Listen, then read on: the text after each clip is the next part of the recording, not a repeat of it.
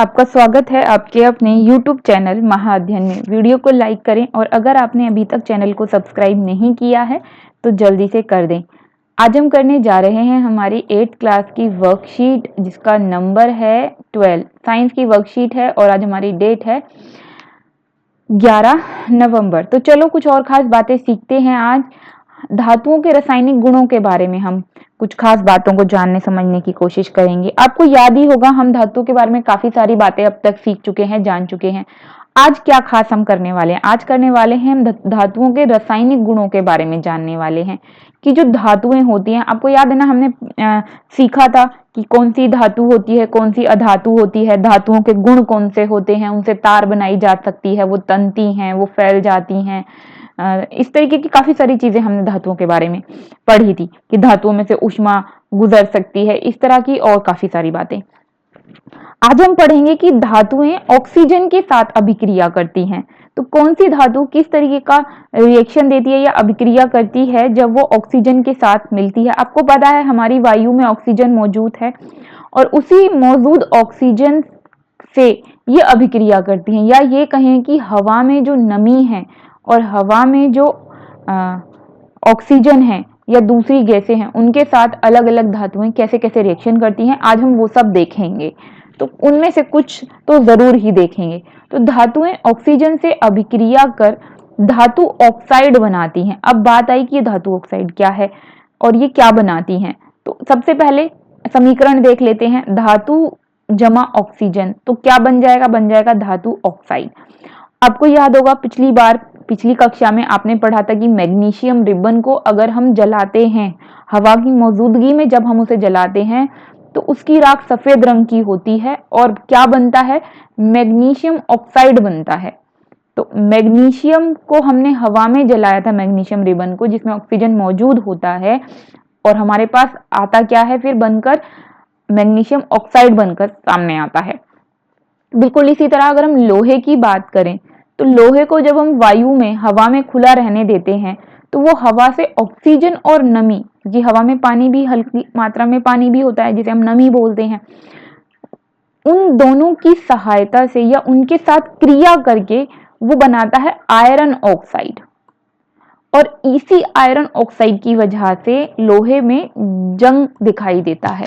यानी कि अगर लोहे में जंग लगा हुआ है तो हम अपनी भाषा में, आसान भाषा में कह देते हैं कि लोहे के ऊपर जंग लग गया है, लेकिन अगर साइंस की भाषा में कहें तो वो क्या है? वो है आयरन ऑक्साइड। तो आयरन ने ऑक्साइड बना दिया है या आयरन पर ऑक्साइड जम गया है, बन गया है। तो चलो आगे बढ़ते हैं, कुछ और चीजें देख लेते हैं। आयरन का फॉर्मूला होता है, आयरन को हम लिखते हैं Fe, ऑक्सीजन को O2 और जल को H2O। तो आयरन, ऑक्सीजन और जल तीनों चीजें मिल गई, क्या बना? बना आयरन ऑक्साइड Fe2O3। उसके बाद मैग्नीशियम का भी देख लेते हैं। मैग्नीशियम का फॉर्मूला क्या बना? मैग्नीशियम यानी कि Mg, ऑक्सीजन यानी कि O2, मिलकर क्या बन गए? मैग्नीशियम और ऑक्सीजन मैग्नीशियम ऑक्साइड बन गए। फॉर्मूला बन गया हमारा। आया क्या हमारे पास? हमारे पास आया MgO। अब यहाँ पर एक और एक्टिविटी दी हुई है, आपको इस पिक्चर में दिखाया है, जो आपने पिछली बार एक्टिविटी, पिछली क्लास में एक्टिविटी की थी रिबन को जलाने की, वो इस पिक्चर में दिखाई गई है। उसके नीचे कुछ और चीजें भी दिखाई गई हैं कि अगर हम कॉपर के बर्तन को, कॉपर का बर्तन जिसे हम तांबे का बर्तन भी बोलते हैं, आपको तांबे के बर्तन के लिए सबसे अच्छा उदाहरण मैं आपको बताती हूँ। हमारे अक्सर हिंदू लोगों के घरों में पूजा के लिए जल का इस्तेमाल किया जाता है, और जल चढ़ाने के लिए जिस लोटे का इस्तेमाल किया जाता है अक्सर वो कॉपर का होता है, यानी तांबे का होता है। और दूसरे बच्चों के लिए भी आपने बहुत सारे बर्तन देखे होंगे जो तांबे के बर्तन होते हैं, और इसका कलर जो है वो दूसरे बर्तनों से अलग तरह का होता है और कुछ वाइन कलर टाइप उसका और रंग होता है अगर वो चमकदार स्थिति में है तो, और दूसरे कुछ मिलता जुलता कलर होता है, एकदम वैसा कलर भी नहीं होता। तो ये बताना भी मुश्किल है कि, क्योंकि हम कॉपर कलर को कॉपर कलर ही बोलते हैं, तो मेरे लिए समझाना थोड़ा मुश्किल हुआ कि वो कैसा रंग होता है। हाँ, आप अपने मम्मी से जरूर पूछें कि कॉपर का बर्तन दिखा दीजिए या तांबे का बर्तन दिखा दीजिए, या तांबा कौन सा होता है दिखा दीजिए। हाँ, आपने देखा होगा कई बार हम तांबे की अंगूठी भी पहनते हैं, उंगलियों की चिट निकलने लगती हैं तो कहा जाता है कि तांबे की, कांसे की अंगूठी पहन लो, ये निकलना बंद हो जाएंगी, ऐसा अक्सर लोग कहते हैं और हम ऐसा करते भी हैं।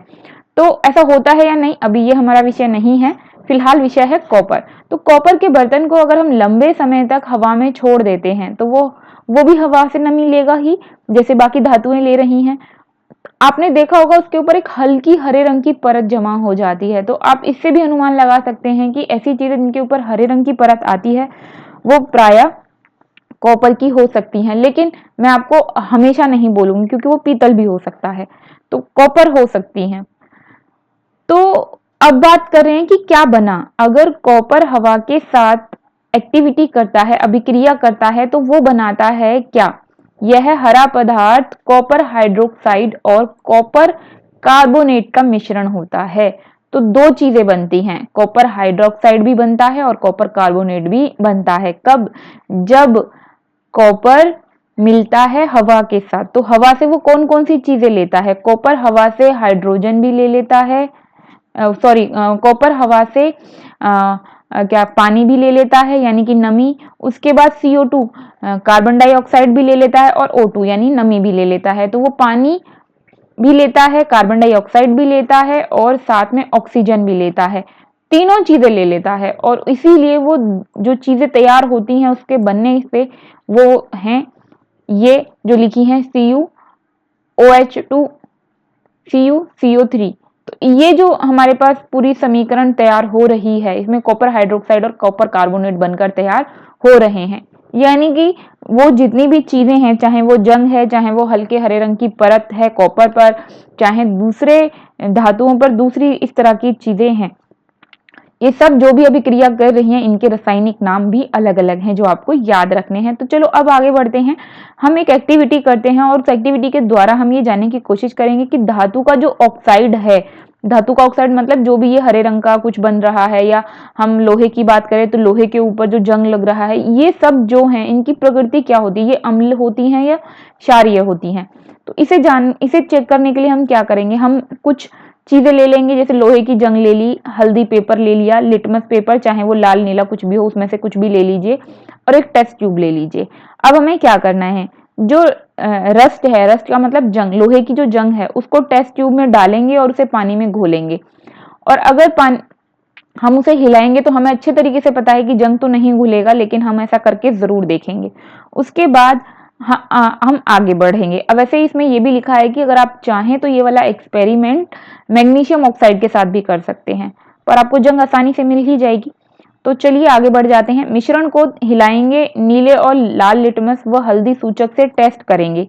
और क्या करेंगे मतलब उसे हिलाएंगे तो, और उसके बाद हिलाने पर हम क्या देखेंगे, जब वो लिटमस पेपर पर और हल्दी पेपर पर जाएगा, हम देखेंगे कि लाल लिटमस को उसने नीला कर दिया और हल्दी के सूचक को उसने लाल कर दिया। इस तरह हम कह पाएंगे कि धातु के ऑक्साइड क्षारीय होते हैं। हमें अच्छे तरीके से पता है कि अगर लिटमस पेपर या लिटमस पेपर नीला हो जाता है या हल्दी पेपर लाल हो जाता है, तो इसका मतलब होता है कि जो भी चीज हम चेक कर रहे हैं कि वो अम्लीय है या क्षारीय है, तो ऐसी स्थिति में वो क्षारीय कहलाती है या होती है। अभी तक हमने पढ़ा कि जल के साथ अलग अलग धातुएं जो है वो अलग अलग तरह की अभिक्रिया करती हैं। ऑक्सीजन के साथ अभी हम पढ़ रहे थे, ऑक्सीजन के साथ साथ हम ये भी पढ़ रहे थे कि वो जल के साथ, नमी के साथ भी जो है अभिक्रिया कर रही हैं। तो अभी हमने ऑक्सीजन के बारे में पढ़ा था, अब हम स्पेशल पढ़ रहे हैं जल के बारे में। धातुएं जल से अभिक्रिया कर धातु ऑक्साइड बनाती हैं और हाइड्रोजन गैस उत्सर्जित करती हैं। तो अब यहाँ पर क्या लिखा है, धातु ऑक्साइड तो हम पहले पढ़ ही रहे थे कि धातु ऑक्साइड बनाती हैं और हाइड्रोजन गैस उत्सर्जित करती हैं। तो धातु और जल अगर मिलते हैं तो धातु ऑक्साइड और प्लस में हाइड्रोजन निकलता है। तो चलो अब ये देखते हैं ये क्या कहानी है और खास बातें। सोडियम के बारे में हमें बताया गया है कि सोडियम एक ऐसी धातु है जो पानी के साथ बहुत ज्यादा विक्रियाशील होती है। ऑक्सीजन और जल, ऑक्सीजन और पानी दोनों अगर उसको मिल जाते हैं तो वो बहुत तेज अभिक्रिया करती है और बहुत अधिक ऊष्मा उत्पन्न करती है। ऊष्मा मतलब गर्मी उत्पन्न करती है। और यही वजह है कि सोडियम को मिट्टी के तेल में डुबा कर रखा जाता है, ताकि मिट्टी के तेल के कारण उससे हवा और ऑक्सीजन मिक्स ना हो सके या उसके संपर्क में ना आ सके। ये चित्र देखिए, सोडियम और पानी को मिला दिया है तो आग लग गई है। कितनी अधिक ऊष्मा उत्पन्न होती है सोडियम पर पानी से। आपने देखा कहीं पर आग लग जाती है तो हम क्या करते हैं, पानी से बुझाते हैं। तो अब सोचो क्या सोडियम की आग लगी होगी तो हम पानी डाल सकते हैं, क्योंकि वो तो पानी से और ज्यादा जलने लगेगा।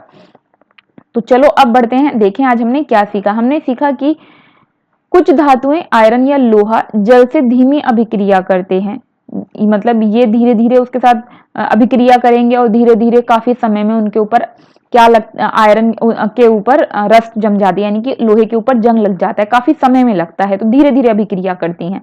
बिल्कुल इसी तरीके से अगर हम सोने की बात करें, सोने को अगर पानी में डाल के भी रख देंगे, हवा के संपर्क में भी अगर, तो भी कुछ नहीं होता सोने को। इसीलिए कहते हैं ना सोना तो खरा होता है, उस पर जल और ऑक्सीजन का इस तरह से असर नहीं पड़ता है।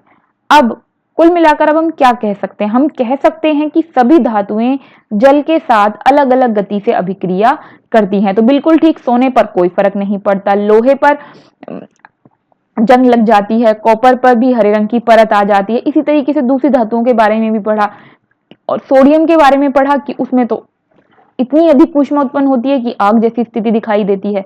तो अलग अलग धातुएं अलग अलग अभिक्रिया करती हैं। तो चलो शुरू करते हैं अब अपने प्रश्न उत्तर और देखते हैं कि हमने आज क्या सीखा। आगे बढ़ने से पहले मैं आप सभी विद्यार्थियों को धन्यवाद देना चाहती हूँ और साथ में बधाई भी देना चाहती हूँ। आप सभी के स्नेह की वजह से आज हमारा चैनल 700 सब्सक्राइबर्स को पूरा कर गया है, और आपके इसी स्नेह के द्वारा ये चैनल इसी तरह से आगे बढ़ता रहेगा और चलता रहेगा। आप सभी का बहुत बहुत धन्यवाद। तो देखते हैं हमने क्या सीखा। सबसे पहला प्रश्न है, सोडियम धातु को मिट्टी के तेल में क्यों रखा जाता है? तो इसकी वजह है ताकि वो ऑक्सीजन और जल के संपर्क में न आए और अभिक्रिया न कर सके, क्योंकि अगर उसने ऐसी अभिक्रिया की तो बहुत सारी ऊष्मा उत्पन्न होगी। मैग्नीशियम रिबन को जलाने पर क्या बनता है? तो हमने अभी अभी जाना कि मैग्नीशियम रिबन को अगर जला देंगे तो सफेद रंग की राख बनती है, जो है मैग्नीशियम ऑक्साइड। लोहे के दरवाजे और खिड़कियों को पेंट क्यों किया जाता है? इसलिए ताकि उन पर जंग न लगे। धातु के ऑक्साइड की प्रकृति कैसी होती है? तो धातु के ऑक्साइड की प्रकृति क्षारीय होती है। ये हमने अभी अभी एक्सपेरिमेंट करके सीखा। तो ये है हमारे चारों प्रश्न के उत्तर। मैं उम्मीद करती हूँ इससे आपको काम करने में बहुत मदद मिलेगी और आपको आपकी वर्कशीट भी समझ आ गई होगी। आगे बढ़ने से पहले जिन विद्यार्थियों ने अभी तक चैनल को सब्सक्राइब नहीं किया है, प्लीज उसे सब्सक्राइब कर दें। आपकी वीडियो के नीचे आ रहा एक रेड कलर का निशान जिस पर लिखा है सब्सक्राइब, क्लिक कीजिए, सब चैनल सब्सक्राइब हो जाएगा और कलर चेंज हो जाएगा। वीडियो को लाइक करना बिल्कुल भी ना भूलें और शेयर करना भी, क्योंकि ज्ञान बांटने से बढ़ता है। फिर मिलते हैं ऐसे ही अच्छी सी प्यारी सी वीडियोस के साथ। तब तक के लिए स्वस्थ रहें, खुश रहें। नमस्कार और धन्यवाद।